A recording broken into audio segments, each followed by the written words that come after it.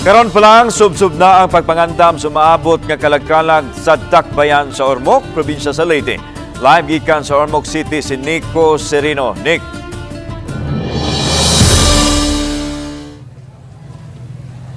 Yes lang ang hinautang LGU og malinaw og hapsay nga paghandom sa adlaw sa mga santos ug adlaw sa mga minatay, maong karon pa lang hingpit na ang ilang gihimo nga mga pagpangandam.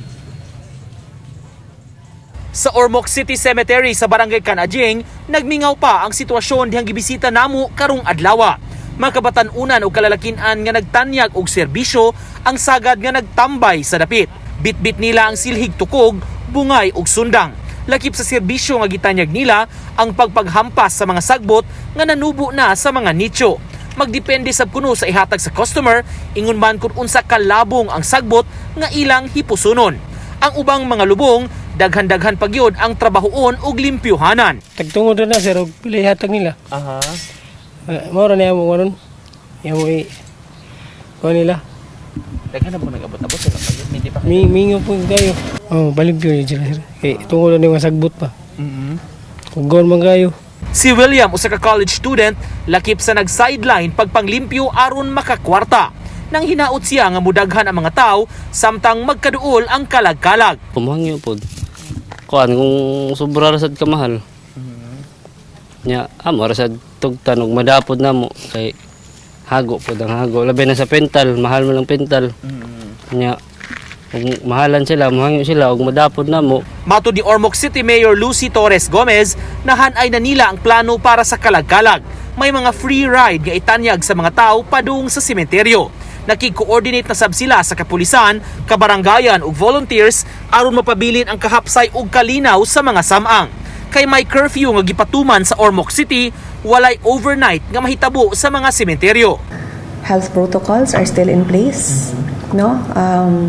Naghihapon ang mag-mask even if it's not mandatory anymore in public spaces. I would still encourage, especially in big gatherings, to still put on the mask. And then aghapoy libre nga sakay to ferry the people, because that would be a very congested area. Kagahapon lang ang Ormoc City misaulog sa ilang Diamond Anniversary o ika-75 nga tuig pagkadakbayan. Butang nga gipasalamatan pag-ayo sa opisyal. I'm just thankful that everything fell into place. I'm thankful that even at the height, when we had about 80,000, like last night, 80,000 guests in one event, the PNP did an excellent job. Our city director is very good also at coordinating with all the different stakeholders.